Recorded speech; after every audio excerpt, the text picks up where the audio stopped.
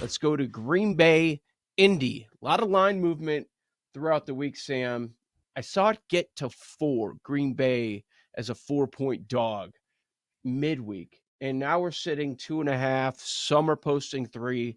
Colts as the favorite. The look ahead was 5. So let's call it an 8-point move. A downgrade at quarterback from Love to Malik Willis. And we're talking about an 8-point move. Here's the other thing. Here's why they were betting the Packers at least yesterday. A couple days ago, maybe it was because of LaFleur's comments. But yesterday, it was because of the injury report for Indianapolis.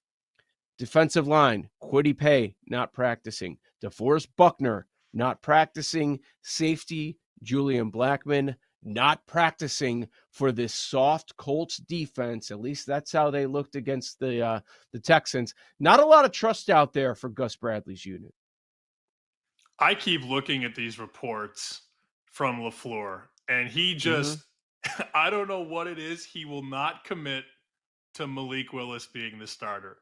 And I don't want to be conspiracy guy here, but I told you about the text I got on Wednesday. Are we sure Jordan Love is out? Question mark. And we're not saying that Love is playing, but LaFleur has said, quote, more day to day than anything. And he also came out and said that Love doesn't need to practice to play. Yep. The other elephant in the room is that they didn't put him on injured reserve. I So know. I think there are people that are betting Green Bay, certainly at the 3.5, 3 numbers, in the hope that there's a chance that Jordan Love could play. We shall see. I've been reading Packers blogs more than I'd be willing to admit. I mean, I'm reading the Acme Packing Company blog basically every day this week, and they don't know if he's going to play or not, Willis, which is wild to me. You also have a quarterback in Anthony Richardson playing outside. You know, not that you're going to have a snow globe game in September, but it's different. You know, last week he plays in a dome at home. You know, they can hear all the audibles, all the checks, all the changes to plays. You're not going to hear that at Lambeau. I did a couple sideline games at Lambeau. Those people are insane. They're drunk at 9 in the morning. They are loud. They are proud. It's a hostile environment. So he goes from the confines of playing at home to now playing on the road, and that can't be discounted. I don't love Malik Willis. This isn't necessarily me wanting to bet my hard-earned money on Malik Willis, but Jordan Love is not worth 7.5, 8 points. This look ahead, as Joe talked about all week, Green Bay -5. And the Sharps came in and they took, when Indy went to 3.5, 4, the Sharps took Green Bay. Now, I would love a full field goal. I think we could wait that out. I don't want to take 2.5, Joe, because it's 2.5 everywhere. MGM -2, -140 on Indy. And people are going to lay that too. They're going to lay 2 at -140. Probably an under game, but this total has gone from 47 to 40.5. So there's not a lot I want to do with this one. I do have the Packers at a teaser at +9 on the back end of my Bills, +8.5, which came home last night. But don't think that Indy's a free space. There are going to be a lot of people in Survivor that are going to use Indy. I promise you. Maybe not. I don't feel that maybe not way. 20, 25%, but this will be a perceived free space if Jordan Love is in fact ruled out. I've seen that as well. Yeah, they're going to be a pick. There's so many options that are around 6, 6.5. So I don't think it'll be a ton of people, but they're definitely going to be a common pick by people. Okay, so if we're buying what LaFleur is selling, it's a lot of gamesmanship right now. But I think we can sit here and say that, okay, it's not as serious as was originally reported. They're 6-1 for the division after one game. They're +180. They are the long shot in the division to make the playoffs. If you think they're live to win this game, if they win and then we hear Jordan Love's back in a week or two, having nearly 2-1 for the Packers to make the playoffs in a soft NFC, I'd be pretty pleased with that bet. My concern is that they rush him back too early. I don't think he's going to miss extended time, but the problem with that playoff bet is you need him healthy over the course of the season, and that's where my hesitation and concern comes in. They want to play him this week. That's awesome. I'd love a Packers bet at +3 with Jordan Love, but do I believe Jordan Love can stay healthy with a knee through December, that's a different conversation. I did want to bring this up real quick. You and I both have the odds screen up right now. Did you see the notification we just got, top right? Thank God. Tua downgraded to unlikely to play Sunday. Thank Yeah. God. Was it even a question? So we got the notification that Skylar Thompson has been named the starter at Seattle. Whew. I was Unlikely. hoping that was going to be the case. Thank you. It's not just Malik Willis. This is not a Malik Willis play. It's also LaFleur as an underdog. And I know he's had good quarterback plays. A lot of times those have cashed. We're talking about Rodgers. We're talking about Love. But when he's getting points, this guy can scheme it. That Colts defense could not stop the run last week. They gave up 5.3 yards per carry. That Texans rushing attack is not viewed as one of the best in the game. What are the Packers going to do this game? They're going to run the football. They're forced to run the football. You should be able to run it on this soft Colts defense, and they're missing all these guys. They're going to chew up clock. Don't give up the explosive play to Anthony Richardson. That's going to be talked about ad nauseum. I'm sure it has this week in the building. The Packers look good with the run with Josh Jacobs. It's going to be a Josh Jacobs game, right? 16 and a half rushing attempts. Over? What's the yardage at? The yardage range is 63 and a half to 64 and a half. I like that. I like that a whole lot more. 63 and a half, and then let's see. They don't have a touchdown posted yet, right? Because we're waiting on. Oh, they do have one. Plus money, plus 110, scoring anytime touchdown. I don't think that's the worst look in the world. I like think the the yardage plus 110 is solid, yeah, to score. Yeah. Yeah, I like that more than the attempts. I was curious what they were going to post on Willis. They put 168 in the hook on passing. For passing? Yeah, that seems very high. Right? I wouldn't bet the over on that. It's such a bad number. It's such a bad, disrespectful number for an NFL starting quarterback. Not that he's a starting quarterback, but we think he's going to start this week. That's disrespect. That's a slap in the face to Malik Willis. It is. But we also saw quarterbacks throw for under 100 passing yards last week. So this Colts defense, too, is rough. You're right. A slap in the face. But we're focused on Jacobs for props, Packers side. Anything else? Nope. All right. Let's get to Jets, Titans. Another game where the number not completely settled. Split.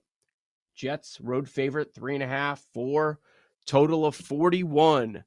Over the last day or so, I've been surprised by the number of people that I'm hearing are on the Titans. How about you? Oh, really? No. Yeah. I won't live that nightmare again after having the Titans last week and being the complete right side and losing. I'm not, there's no way I'm doing that again. My survivor partner wants to go Jets in one of our entries. And I don't love it because I usually like to take home teams. Generally, I'm a home team person in Survivor because it's easier that way. Teams usually play better at home. I love quarterbacks being able to audible at the line of scrimmage. And I'll tell you what, this Tennessee defense got better in the offseason. They spent most of their capital allocating toward the secondary and the D-line. I mean, they've really given that defense a facelift. They were really good against Chicago defensively. They probably would have won the game if they would have just taken knees in the entire second half.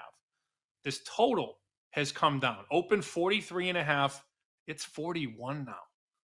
I don't know that it goes much lower because 41 is one of those key totals. Couldn't this be 20 to 17 or 17-13 either way? Yes. I would, even at 41, I would lean under, but this is the last stand. You can't go under 40 and a half or 40. 41 is important. 41 is a key total in the NFL. So I would lean under 41. I'm not laying 3.5, 4 with the Jets on the road. Even though the Titans were awful last week in the second half, no chance I'm laying that number on the highway. Feels like this is going to be a 3 or 4 point game. That's why I don't want any part of it. Like the scores you just gave. Yeah, it's probably going to land somewhere right near the 3.5, right by the 3.5 there, one direction or the other. So that's why I'm hesitating, and I want to see it. I know San Francisco's a tougher matchup. Get all that, but I want to see some success for Rodgers. Hasn't played football in a whole lot in a long time. Mike Williams, non-existent as far as the team right now. So I'm not interested in backing the Jets until I start to see it. Now they have a couple of explosive players, obviously Brees Hall, Garrett Wilson. Wilson, I want to see him involved more as well. So yeah, that's I'll. And the other thing, as far as Survivor, I get it. Low ownership, they should win. They're favored, but they are on the road. And look what just happened inside the division last night. Tua might not play again this year. You're getting the Dolphins twice.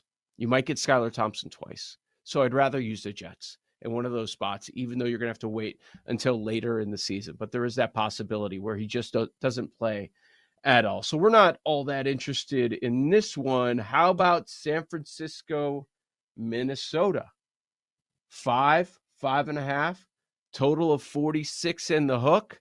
Conversation on this show is, okay, we're upgrading the Vikings, but how much? How much do you upgrade the Vikings? You brought it to my attention, and I noticed the same thing. There's some respected bettors out there that are, maybe it's overreacting, but we're talking massive upgrade, biggest upgrade of any team in the NFL after 1 week on Minnesota.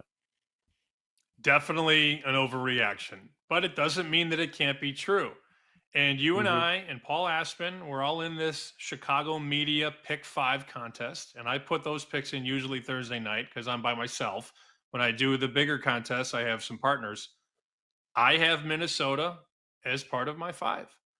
Your Minnesota Vikings. Aren't they your Mine. Vikings now after 1 week? Yeah, they're your I'll team take now. I'll take the Vikings. I don't mind them. I just don't think they're going to be as awful as many people peg them to be. Most people said, okay, they're just going to be terrible. They're going to have a top 5 pick without McCarthy. None of it matters. Well, no. As long as they have that number 1 receiver, they're going to be fine. Now, will they have Jordan Addison for this game? That's a good question. He has not been practicing. He did not practice on Thursday due to the ankle. Another couple of injuries I'm concerned about, Sam, on the Minnesota side. Harrison Smith not practicing due to a hip. Center Garrett Bradbury was limited yesterday. Andrew Van Ginkel also limited. And of course, on the Niners side, everybody's going to talk about CMC. They're calling it limited with a calf and an Achilles. But if Jordan Davis was told last Friday that he was going to be playing on Monday, now you've got the short week. Now you're going on the road. And we saw the newsmakers reporting early in the week, yeah, he's probably not going to play this week. Interesting that they're not backing down. They're still playing the game. They're saying he's limited, which can mean, as you know, walking around the practice field. I don't believe coaches. I just don't. What I do like, Yep. though, coaches that get the best out of their players. And when you look at both sides of the field in Minnesota, I think Kevin O'Connell is awesome at getting the offense in order. And I like Brian Flores a lot. In that Chicago media contest, the line was 6. I took 6. I'm Oh, taking I'll take 6. 6. Yeah, Did I'll you take see the 6. move? Did you see the move last night? Some books down to 4.5 on San What is Francisco. going on?